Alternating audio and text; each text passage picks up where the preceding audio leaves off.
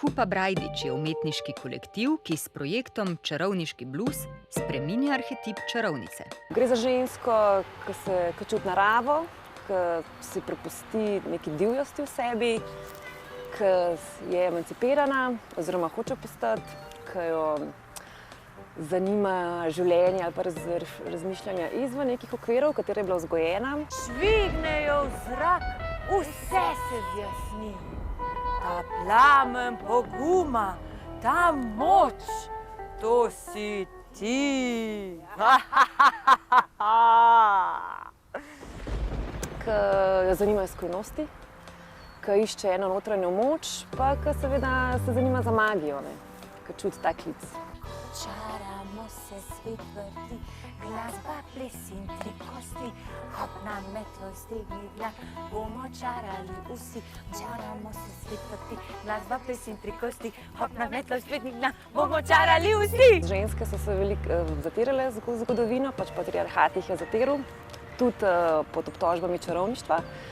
In mislim, da se to, zakaj, naprimer, jaz osebno čutim ta klic magije, ne gre samo za obrambo, gre predvsem za spremembo tega načina razmišljanja o pojmu čarovnica. Vsaka od čarovnic ima zelo močen in samosvoj karakter in vsaka veliko doprinese k samemu projektu.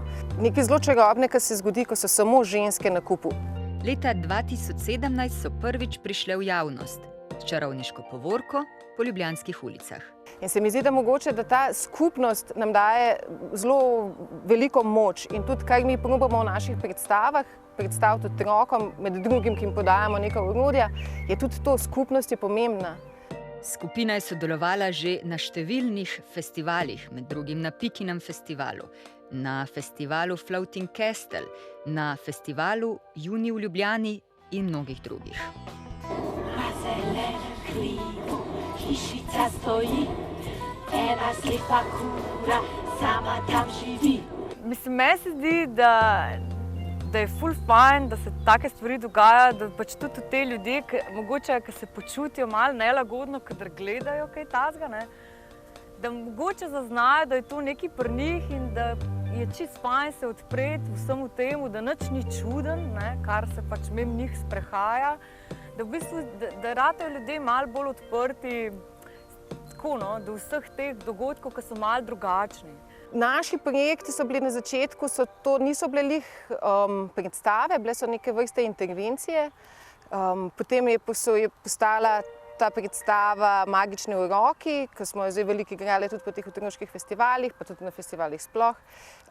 Zdaj pa postavljamo novo predstavo, pa tudi isto, probamo nekako med ljudi, to je ulično gledališče, probamo priti čim bližje stiku interaktivno je, otroci veliko sodelujejo. Kaj pa moški, čarovnik, ima svoje mesto med njimi. Ampak lej, če pa kakšen moški začuti klic čarovništva, je pa absolutno dobrodošel.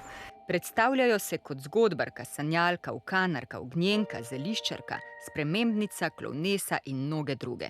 Imam tu neko vintage trgovinico, čisto v začetku nastajanja, tako da pač imam veliko teh oblek in pač pomagam sestavljati, da pač vsaka najde nekaj, kar začuti, da pač paše na njen karakter. Čeprav se čarovnice pri nas v glavnem pojavljajo v nekih pravljičnih, fantazijskih kontekstih, jaz mislim, da je to zelo realna stvar.